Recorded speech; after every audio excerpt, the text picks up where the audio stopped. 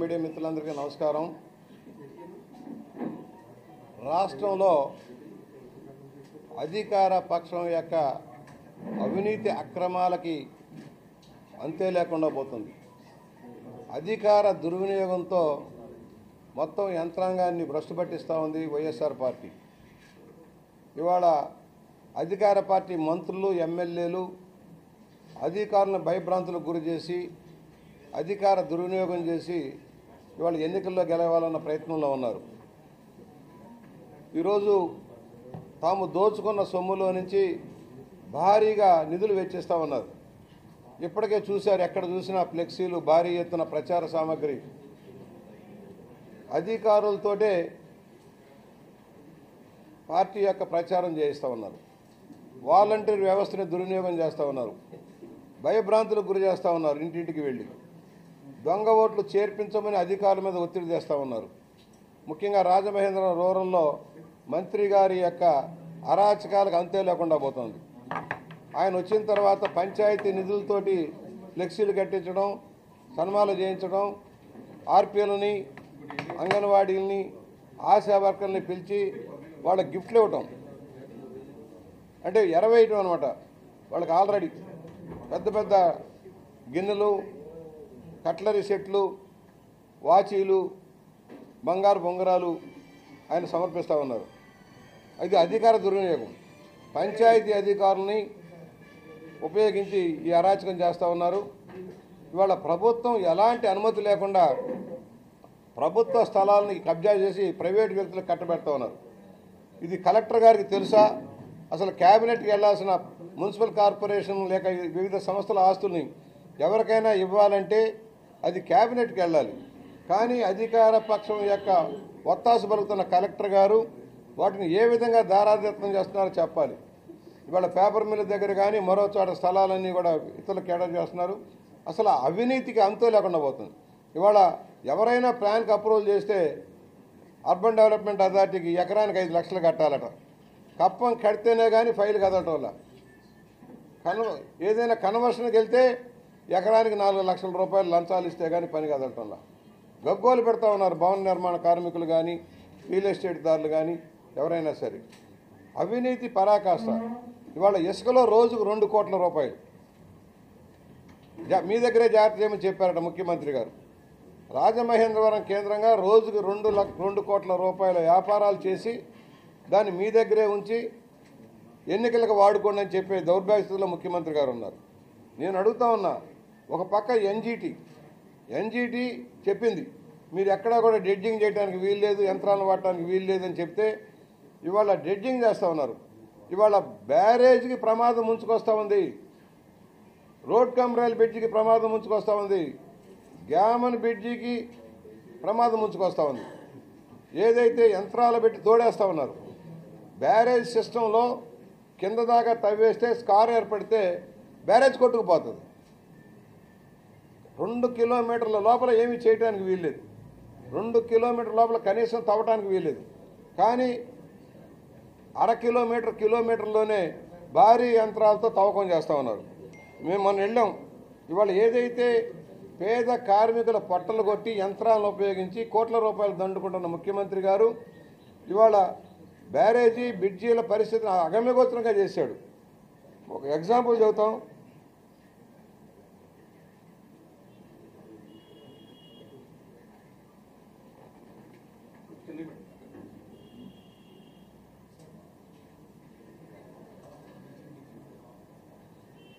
పెద్ద పడవలు పెట్టి 30 టన్నులు 50 టన్నులు లోడ్ చేసి తెస్తూ ఉన్నారు బయటికి. మేము మొన్న వెళ్ళాము, మేము చూసాం. పరిస్థితి అధ్వానంగా ఉంది. మరి ఇంజనీరింగ్ అధికారులు, ఇరిగేషన్ అధికారులు ఏం చేస్తూ ఉన్నారు? ఆ గోదావరి గట్టు కెపాసిటీ 10 టన్స్, 10 టన్నుల కెపాసిటీ కలిగిన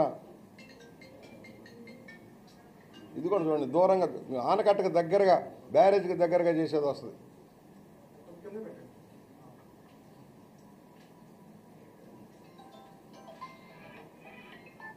ఆ లోపల ఉన్న బ్యారేజ్ మీకు కనిపిస్తుంది దూరంగా. బ్యారేజీకి ఎదురు భాగంలో తవ్వుతూ ఉన్నారు. ఈ బ్యారేజీ సిస్టమ్ పైపైనే ఉంటుంది. కింద దాకా ఫౌండేషన్లు హెవీగా వెళ్ళవు. ఇది కనుక స్కార్ ఏర్పడితే ఆ స్కార్ బ్యారేజ్ మొత్తాన్ని కొట్టేస్తుంది, కిందకి ప్రమాదం ముంచుకొస్తుంది. దీన్ని కూడా పట్టించుకోవట్లా. మరి కలెక్టర్ గారు ఏం చేస్తున్నారు, అధికారులు ఏం చేస్తున్నారు, మైనింగ్ అధికారులు ఏం చేస్తున్నారు? ఎన్జీటీ స్పష్టమైన ఆదేశాలు ఇచ్చినా ఎందుకు తవ్వకాలు చేస్తూ ఉన్నారు? రోజుకు 2 కోట్ల రూపాయలు బొక్కి ఎన్నికల్లో గెలవాలని ఆ డబ్బు ఖర్చు పెట్టమని రాజమండ్రి చుట్టుపక్కల దాస్తూ ఉన్నారు. అదేమంటే ముఖ్యమంత్రి గారి ఆదేశాలు అంటున్నారు. అధికారులకు పట్టడంలా కలెక్టర్ గారికి అంతకంటే పట్టదు. కలెక్టర్ గారికి పాపం అధికార పక్ష సేవలంతలోనే సరిపోతుంది. నేను 2-3 సార్లు వెళ్ళి ఒక 2 కోట్ల రూపాయలు మీరు ఏదో గ్రాంట్ ఉంది కనుక ఆ గ్రాంట్లో పనులు చేయించమంటే ఆమెకు తీరికలేదు. పరిశీలించడానికి పర్యవేక్షించడానికి ఆమెకు తీరికలేదు. అధికార పక్షానికి బాకా వదలడానికి సరిపోయే పరిస్థితి ఉంది. మేము అడుగుతాం, ఇవాళ మంత్రి గారు చెప్పారని హడావుడి పడుతూ ఉన్నారు. అంటే అధికార పక్షాన్ని గెలిపించడం కోసం రెవెన్యూ యంత్రాంగం పడుతున్న తపన మనకు కనపడతా ఉంది.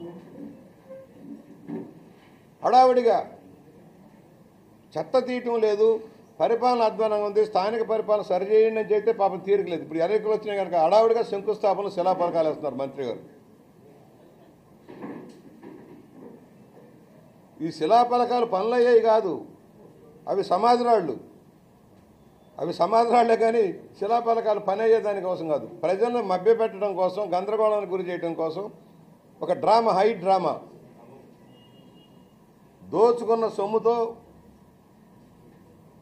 ప్రజల్ని ఏమార్చాలని ప్రయత్నం జరుగుతూ ఉంది. మేము ఖండిస్తున్నాం. అధికారాన్ని అడ్డుపెట్టుకొని మీరు పూర్తిగా చూడలేదనమాట, తర్వాత తీసుకోండి. దీంట్లో అధికార పరాకాష్ఠకి 3 సంవత్సరాలు దాటిన అధికారులు ట్రాన్స్ఫర్ చేయాలి. ఇంకా జిల్లాలో 3 సంవత్సరాలు దాటిన అధికారులు కొనసాగిస్తూ ఉన్నాడు జగన్మోహన్ రెడ్డి. తన అరాచకాలకు అడ్డాగా ఉండటం కోసం వాళ్ళందరినీ అలాగ ఉపయోగిస్తూ ఉన్నాడు. ఎన్నికల నిబంధనలకు విరుద్ధంగా వెళ్తూ ఉన్నారు. బయట నుంచి తెచ్చి ఓట్లు చేర్చడం కోసం భారీ ప్రయత్నం చేస్తూ ఉన్నారు. రూరల్లో రామచంద్రపురం ప్రాంతాల నుంచి తెచ్చి భారీగా దొంగ ఓట్లు జరిపించడం కోసం ప్రయత్నం జరుగుతుంది. మేము ఇప్పటికే చెప్పాం, ఎన్నికల కమిషన్ కూడా రాస్తాం, దీన్ని అడ్డుకొని తీరుతాం. మరోవైపు వివేకానంద రెడ్డి గారు హత్య కేసు, ముఖ్యమంత్రి గారు ఈ రోజు రాజీనామా చేసి ఇంటికి వెళ్ళాలి. సొంత బాబాయ్ కూతురు ఏం చెప్పింది నీ మీద? నీ బాబాయిని హత్య చేయడంలో నీ పాత్ర ఉంది కనుకనే కేసులు తప్పుదారు పట్టిస్తున్నావు అనేది సునీత గారి వాంగ్మూలం.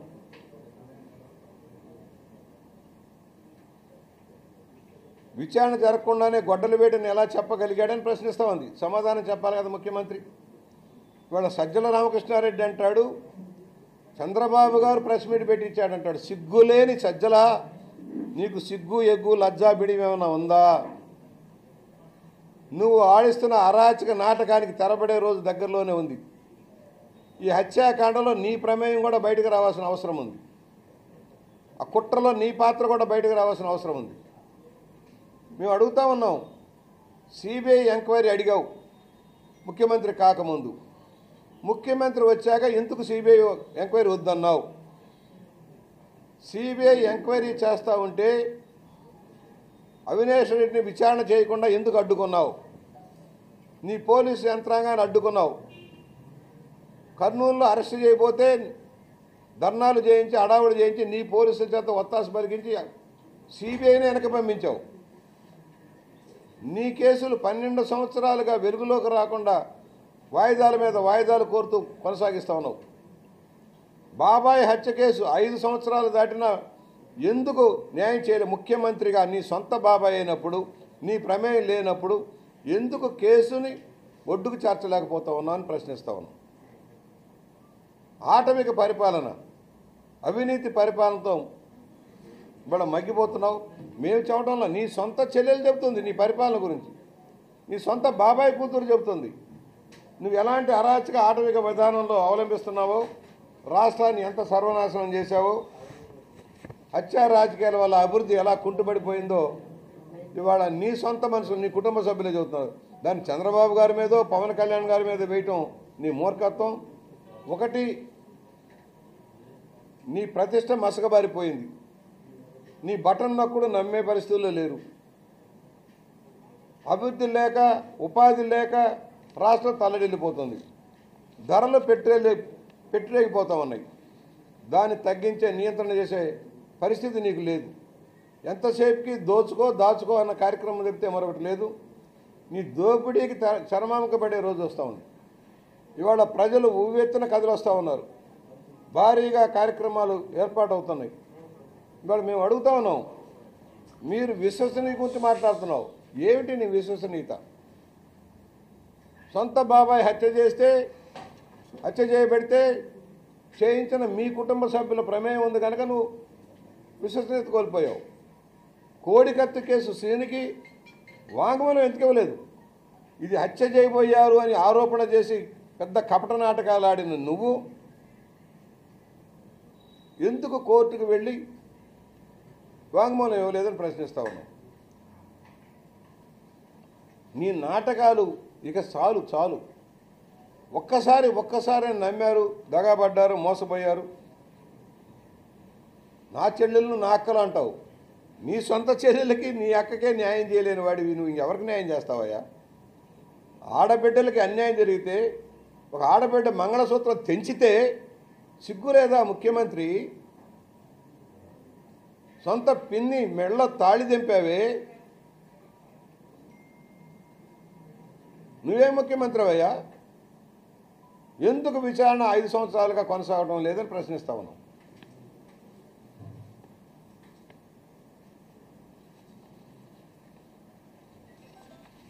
ఇవాళ ఒకటే, అందరూ కోరుకునేది ఒకటే, ఈ ముఖ్యమంత్రిని సాగనంపండి. సామాన్య కార్మికుడు, కర్షకుడు దగ్గర నుంచి, రైతుల దగ్గర నుంచి, సొంత కుటుంబ సభ్యుల దాకా అందరి కోరిక ఒకటే, ఈ దౌర్భాగ్య ప్రభుత్వాన్ని సాగనంపండి, ఆంధ్రప్రదేశ్ని రక్షించండి అనేది నినాదం.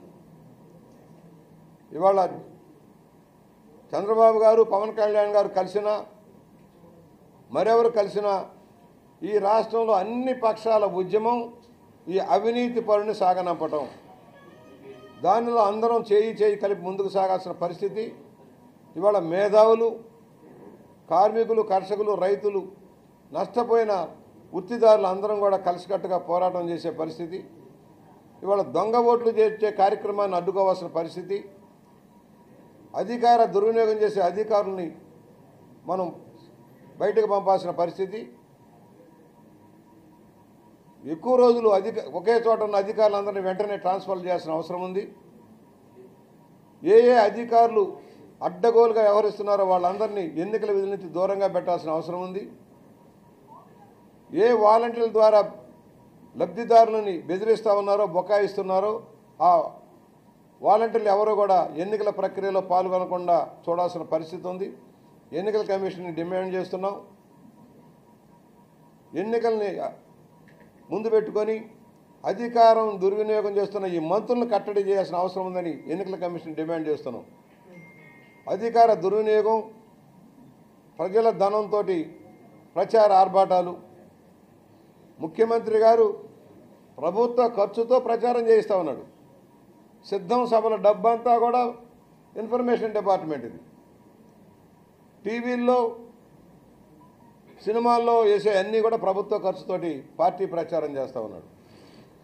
ప్రజలు నమ్మటం లేదు కనుక గోబెల్స్ ప్రచారం చేసి నమ్మించాలన్న తాపత్రయంలో ముఖ్యమంత్రి గారు ఉన్నారు. ఇది ప్రజాక్షేత్రంలో బలహీనపడి ప్రజల మద్దతు కోల్పోయిన వ్యక్తి ఏదో గోబెల్స్ ప్రచారం చేద్దాం, నమ్మిద్దామని ఒక ప్రయత్నం. బాధితులంతా కూడా అర్థం చేసుకున్నారు. నీ కపట నాటకాలని గమనించారు. ఇక నువ్వేం చెప్పినా నమ్మే పరిస్థితి లేదు. ఏ రోజున షెడ్యూల్ విడుదలవుతుందో ఆ రోజునే నీ పతనం ప్రారంభమైనట్టు లెక్క. అధికారులారా, విజ్ఞప్తి చేస్తున్నాం, మీరు అధికార చరమాంకంలో అధికార దుర్వినియోగానికి లోబడొద్దు. ఈ నాయకులు చెప్పే తప్పుడు మాటలు నమ్మితే రేపు మీరు ఎదుర్కోవాల్సి వస్తుంది. తప్పకుండా ప్రతి ఒక్కరిని లెక్క తీసుకుంటాం. ఎవరు ఎక్కడ పార్టీ ప్రచారం కోసం అధికార దుర్వినియోగం పడితే వాళ్ళందరి మీద చర్యలు తీసుకుంటాం. ఖచ్చితంగా ఈ ప్రభుత్వం పోతుంది 100%. డిపాజిట్లు గల్లంతవుతాయి పూర్తిగా. ఏ నాయకులు వాగ్బానాలతో చేస్తూ ఉన్నారో, ఆర్భాటాలు చేస్తున్నారో వాళ్ళందరికీ డిపాజిట్లు గల్లంతు. జనసేన తెలుగుదేశం ప్రభంజనం రాష్ట్రాన్ని ఊడ్చేస్తుంది, శుద్ధి చేస్తుంది, అఖండ విజయంతో అధికారంలోకి వస్తుంది.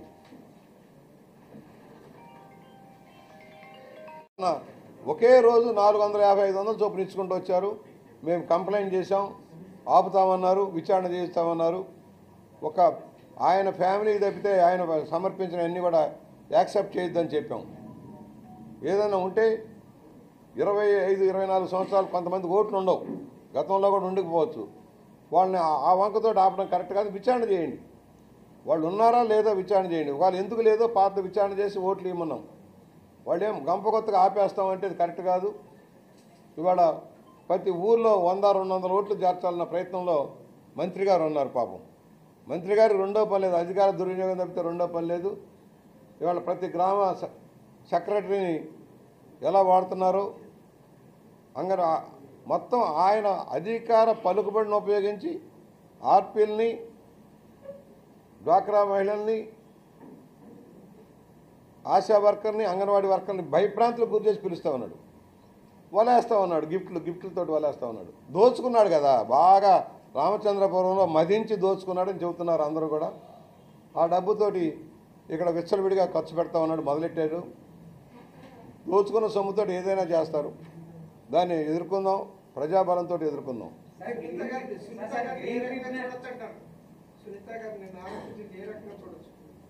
వాస్తవంలో మాట్లాడింది ఆమె. పోరాటం సుప్రీంకోర్టు దాకా వెళ్ళింది. తన అన్న జగన్మోహన్ రెడ్డి తప్పుడు విధానాల మీద కేసును మాఫీ చేయడం కోసం ప్రయత్నాల మీద సుప్రీంకోర్టు దాకా వెళ్ళి పోరాటం చేస్తూ ఉంది. ఆ పోరాటంలో భాగమే మరి ఏ కారణాల చేత సిబిఐ వెనుకండు వేసింది, ఏ కారణాల చేత సిబిఐ ముందుకెళ్ళలేకపోతుంది. అధికార దర్పణంతో జగన్మోహన్ రెడ్డి నాటకంలో దాన్ని ఎదుర్కోవటం కోసం ఆమె ఇలా పోరాటం చేస్తుంది.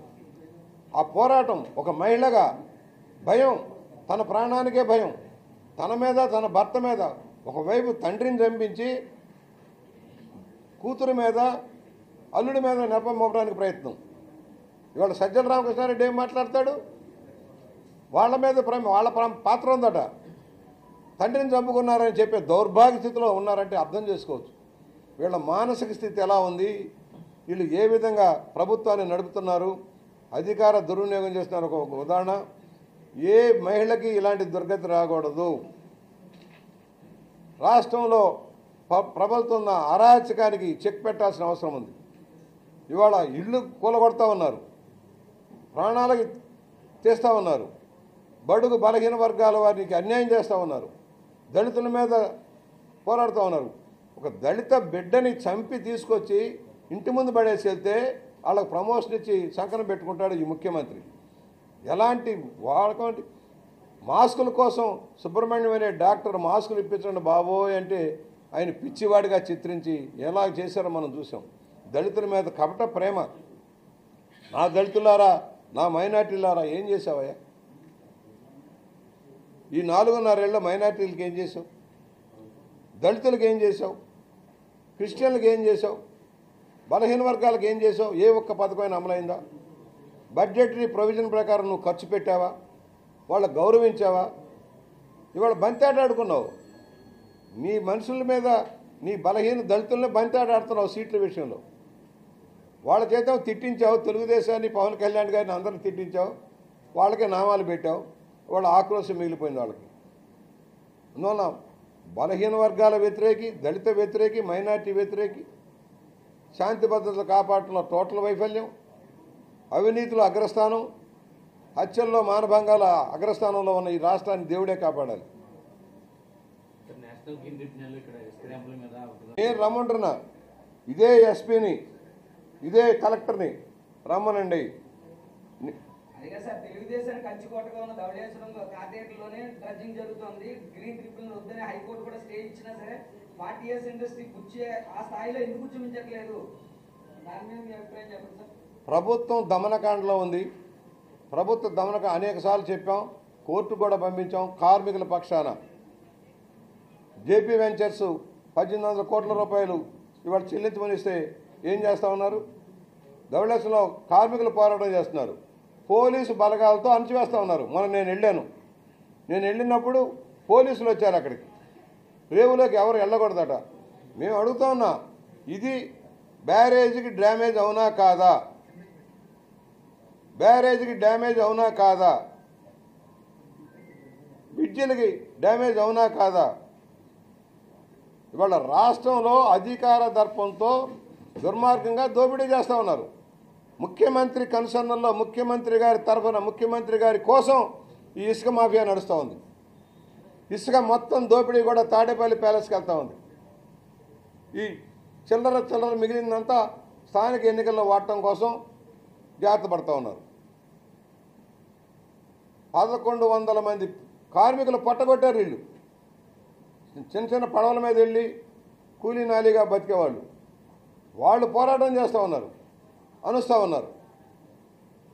ప్రభుత్వంతో తరఫున ప్రభుత్వం కోసం, ప్రభుత్వ ముఖ్యమంత్రి కోసం నడుస్తున్న అరాచక విధానానికి అన్ని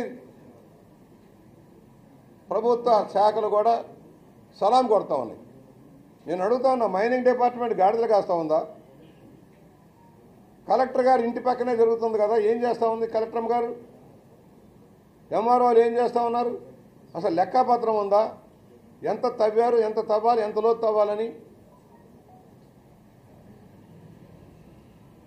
అందువల్ల ప్రతిపక్షంగా పోరాటం చేశాం. మేము వెళ్ళాం.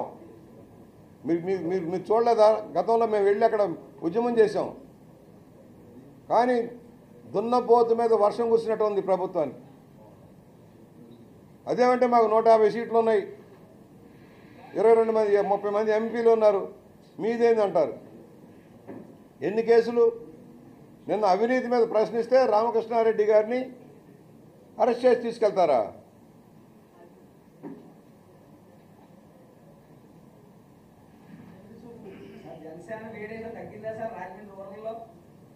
ఏదమ్మా అవి ఎందుకయ్యా? ఇప్పుడు నేను మాట్లాడరాదా? ఆ సంగతి మేము చూసుకుంటాం కదా. మీకు హాట్ టాపిక్లను ఏదో ఏ టాపిక్ కావాలి, అసలు టాపిక్లు రండి. ఈ అవినీతి మీద వెళ్ళి కూర్చో, గోదావరి గట్ట మీద వేయి, బ్యారేజ్ మీద వేయి ముందు.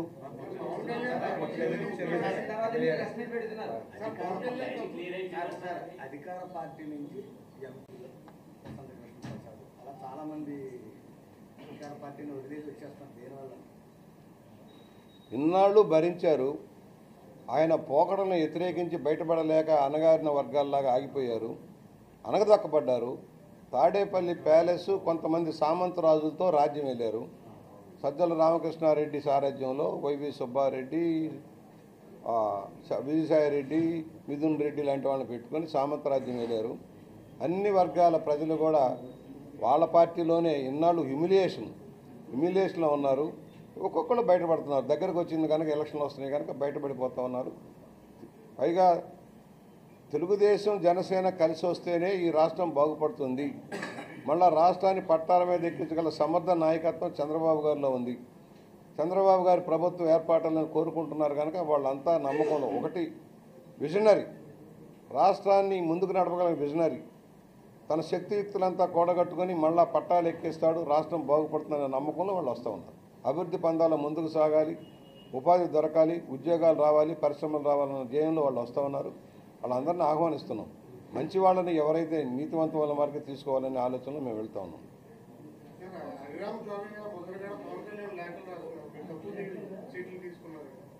అవటం ఎందుకమ్మా, మొన్న తాడేపల్లి గూడెంలో పవన్ కళ్యాణ్ గారు చెప్పారు తన స్టాండ్ ఏమిటో, తనేమిటో. గతంలో 19లో ఏం జరిగిందో చూశారు. 19లో జరిగింది చూసిన తర్వాత పర్యవసానాలు ఏంటి, మన స్ట్రెంత్ ఏంటి, మనమేంటి, ఎలా బలం పుంజుకుందాం, రాబోయే రోజులు ఎలా స్ట్రెంత్ పెంచుకోవాలి, అవన్నీ ఆయనే ఎక్స్ప్లెయిన్ చేశారు. నేను చెప్పక్కర్లేదు. అందువలన వాళ్ళు రకరకాల ఆలోచనలు ఉంటారు. ఒకే కుటుంబంలోనే విభిన్న అభిప్రాయాలు ఉంటాయి. అందువలన వాళ్ళ గురించి పద్మనాభ గారు హరిరామజోగి గారు అబ్బాయి గురించి నేను మాట్లాడతాను, ఎందుకంటే వాళ్ళ ఇష్టం. పార్టీలు అన్నాక గెలిపోవడం సహజం అండి. అలాగని చెప్పేసి పార్టీ నమ్ముకున్న వాళ్ళు ప్రశ్నించుకుంటున్నారు. అంటే ఈ నియోజకవర్గంలో పోటీ చేయండి, 3 సీట్లు కేటాయించండి అని చెప్పేసి ప్రశ్నిస్తారు. నన్ను ప్రశ్నించకూడదు. ప్రశ్నించ కాదు, ఆయన చెప్పాడు, మీరు అర్థం చేసుకోండి అని చెప్పాడు. ఆయన ఆవిష్కరించాడు, తన మనోభావాన్ని ఆవిష్కరించాడు. 19 ఎలక్షన్లో ఎందుకు అందరం ఓడిపోయాం, నాతో సహా 2 సార్లు ఎందుకు ఓడిపోయాం, ఉన్న ఒకడు కూడా ఎందుకు పోయాడు, ఇవన్నీ ఆలోచన చేసి మనం నెమ్మదిగా బలం పెంచుకుంటాం. 10 సంవత్సరాలుగా నేను పార్టీని కాపాడుకుంటూ వచ్చాను. నేను సంపాదించిన సంపాదన అంతా రైతులకు కానీ పార్టీకి కానీ ఖర్చు పెట్టుకుంటూ వచ్చాను. వనరులు కూడా అవసరమే రాజకీయ వ్యవస్థకి. మనం కింద గ్రౌండ్ లెవెల్లో పార్టీని పటిష్టం చేసుకుంటూ వెళ్దామని చెప్పాడు ఆయన. దానికి మనం తప్పేటప్పుడు అధికార పార్టీలో చాలా మందికి టికెట్లు లేవంటున్నారు. అదే క్రమంలో పడాలని నాని పోతే మళ్ళీ టీడీపీలో జాయిన్ చేసుకుంటారు. మాకెందుకు సార్ ఇవన్నీ కావాలా, ఈ చేడా పేడ మాకెందుకయ్యా, మళ్ళీ చదబట్టినట్టు మనకెందుకు ఇవన్నీ కూడా తెలియదమ్మా. ఆయన ఇష్టం. రాజకీయాల్లో శాశ్వత మిత్రులు ఉండరు, శాశ్వత శత్రులు ఉండరు. మూడవదిలో భాగంగా ఇక్కడ ఎవరు పోటీ చేసినా ఓకే, కానీ ఇద్దరు సమన్వయంగా ఏమైనా సమావేశాన్ని ఏర్పాటు చేసుకుంటారు. ఎందుకంటే కార్యకర్తలు కాస్త అలజడి ఉంటుంది. జనసేన టీడీపీ రాజమండ్రి దూరంలో రోడ్లు ఇస్తున్నారు, పాదయాత్రలు చేస్తున్నారు. నిన్న కూడా కొవ్వొత్తులు ర్యాలీ చేశారు. ఎక్కడ సమన్వయం? మీరు ఇవన్నీ మీకు కావాల్సిన షాట్లు, మీ షాట్లు మీరు తీసుకోండి, నాకు అభ్యంతరం లేదు. ఒక్క నిమిషం అయ్యా, ఒక్క నిమిషం. పార్టీలు నిర్ణయం చేస్తున్నాయి. మొదటి నుంచి ఒకటే స్టాండ్లో ఉన్నా. ఇద్దరు పార్టీ అధ్యక్షులు ప్రకటించేదాకా ఎవరూ మాట్లాడకూడదు, వాళ్ళు మాట్లాడతారు అన్నా. కొంతమంది మాట్లాడారు, మాకే అని. దానివల్ల దాని పర్యవసానాలు పవన్ కళ్యాణ్ గారికి ఇబ్బంది. వేరే కాదు. ఇప్పుడు నేనున్నాను, నేను సీనియర్ మోస్ట్ పొలిటీషియన్ని, పార్టీ ఫౌండర్ మెంబర్ని, అలాగే ఒక పోలిట్ బ్యూరో మెంబర్ని, deputy leader of the floor, ఫైటర్ని. మరి నేను చెప్పుకోవచ్చు కదా, నాదే నేను ఎందుకు చెప్పలేదు? నేను కూడా ఉన్నాను, రంగంలో ఉన్నాను, చెప్పడం వరకే నా బాధ్యత. ఇచ్చేశారని నేను చెప్పానా? అది అవన్నీ దాని గురించి నేను ఉంటుంది అడుగుతా. నేను మొదటి నుంచి చెప్తున్నా, అడగటంలో తప్పులేదు, ఆశించడంలో తప్పులేదు. ఆశిస్తారు, అవసరాన్ని బట్టి మారుస్తారు. ఎందుకంటే మొదటి నుంచి నేను ఒకటే చెప్పాను, 19 మంది ఎమ్మెల్యేలు సీట్లు కన్ఫర్మ్ చేసి ఉన్నాయి. మొన్న ఎందుకు ఆగింది? పవన్ కళ్యాణ్ గారి రిక్వెస్ట్ మీద ఆగింది. 2-3 రోజులు మనం పక్కన పెడదామని అడిగారు, అంతవరకు ఆగింది. దాని గురించి మనం ఆయనకున్న లోకల్గా వచ్చిన ఇబ్బంది వల్ల ఆయన రిక్వెస్ట్ని చంద్రబాబు గారు హానర్ చేశారు. దాన్ని నాకు కూడా చెప్పారు, దాన్ని నేను హానర్ చేశాను.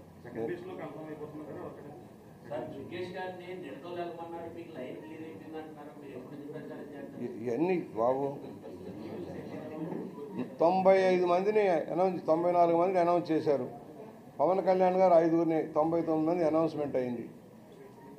జనసేనకి ఎన్ని సీట్లు డిసైడ్ అయింది. పార్లమెంట్ ఏంటి, ఇవన్నీ ఎక్కడెక్కడ అనేది డిసైడ్ చేసుకున్నారు. పైకి వస్తుంది. నేను అంటున్నాను, నేను కాదు చెప్పాల్సింది. నేను అధ్యక్షుడిని కాదు. మా అధ్యక్షుల వారు ఎప్పుడు చెబితే అప్పుడు రంగంలో దిగుతాం. రంగంలో ఉంటాం, పని చేసుకుని